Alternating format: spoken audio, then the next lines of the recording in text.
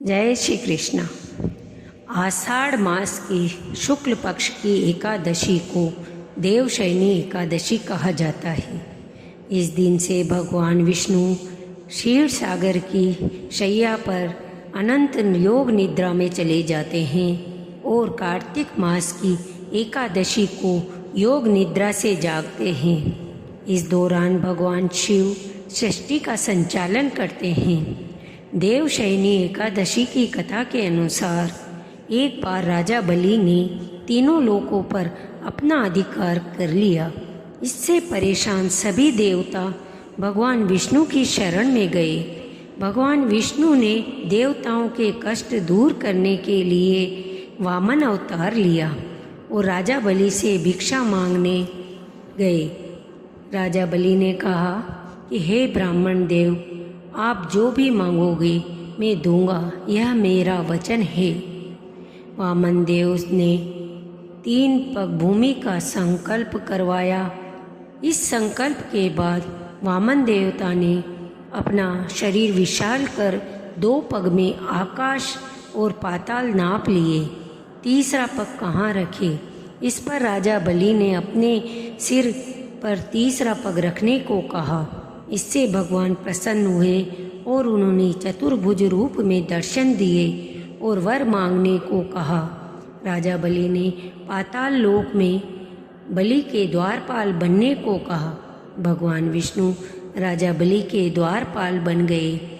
इससे लक्ष्मी जी और सभी देवता चिंतित हो गए। लक्ष्मी जी ने भगवान विष्णु को वापस लाने के लिए एक गरीब स्त्री का वेश बनाकर राजा बलि के दरबार पहुंची और राजा बलि को राखी बांधी और उपहार में भगवान विष्णु को मांगा। राजा बलि ने भगवान विष्णु को मुक्त किया। भगवान विष्णु ने प्रसन्न होकर कहा कि आषाढ़ शुक्ल की एकादशी से कार्तिक मास की एकादशी तक पाताल लोक में निवास करेंगे। यह समय उनकी योग निद्रा का होगा। श्री कृष्ण कहने लगे कि हे युधिष्ठिर, एक समय नारद जी ने ब्रह्मा जी से यही प्रश्न किया कि तब ब्रह्मा जी ने उत्तर दिया कि हे नारद जी, एक एकादशी पद्मा नाम से विख्यात है। इस एकादशी का व्रत समस्त पापों को नष्ट करता है। इसको देवशयनी एकादशी भी कहते हैं। इस व्रत के करने से भगवान विष्णु प्रसन्न होते हैं। मैं तुम्हें इसकी पौराणिक कथा कहता हूँ, ध्यानपूर्वक सुनो। सतयुग में सूर्यवंश में मानधाता नाम के एक चक्रवर्ती राजा थे। वह सत्यवादी और महान प्रतापी थे। वह अपनी प्रजा का पुत्रवत पालन किया करते थे। उनके राज्य में कभी अकाल नहीं पड़ता था। एक समय उस राजा के राज्य में 3 वर्ष तक वर्षा न होने के कारण अकाल पड़ा। प्रजा अन्न की कमी के कारण अत्यंत दुखी हो गई। एक दिन राजा के पास जाकर प्रार्थना करने लगी कि हे राजन, समस्त विश्व की सृष्टि का कारण वर्षा है। वर्षा के अभाव से राज्य में अकाल पड़ गया और अकाल से प्रजा मर रही है। इसलिए हे राजन, कोई ऐसा उपाय करिए जिससे प्रजा का कष्ट दूर हो। राजा मानधाता कहने लगे कि वर्षा न होने के कारण आप लोग अत्यंत दुखी हो रहे हैं, अतः मैं आप लोगों के कष्ट दूर करने का प्रयत्न करता हूँ। ऐसा कहकर राजा कुछ सेना लेकर वन की तरफ चल दिए। वह अनेक ऋषियों के आश्रम में भ्रमण करते हुए अंत में ब्रह्मा जी के पुत्र अंगिरा ऋषि के आश्रम में पहुँचे। वह राजा घोड़े से उतरकर अंगिरा ऋषि को प्रणाम किया। उन्हीं ने राजा को आशीर्वाद दिया और कुशल क्षेम पूछकर उनसे आश्रम में आने का कारण पूछा।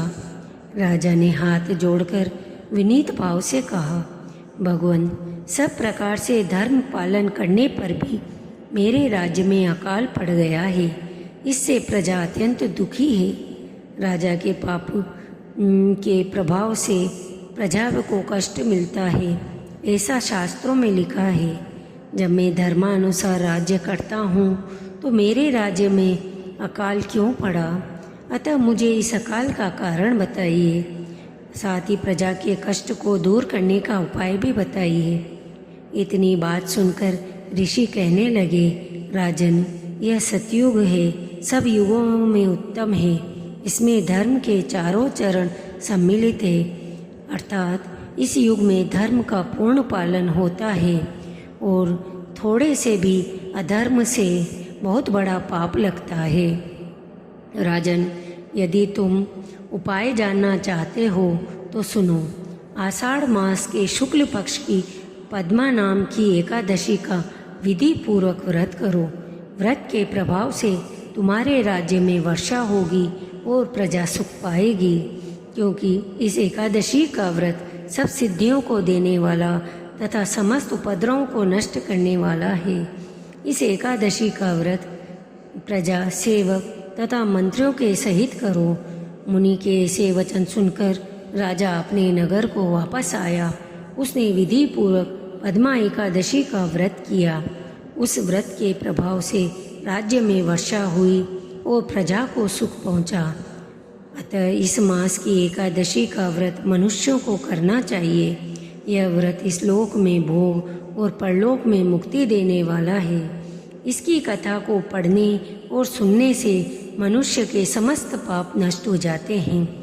इस दिन किशमिश का सागार लेना चाहिए। व्रत में किशमिश, फल, दूध, मिठाई आदि लिए जा सकते हैं। ओम नमो भगवते वासुदेवाय। कृपया मेरा चैनल सब्सक्राइब करें। धन्यवाद।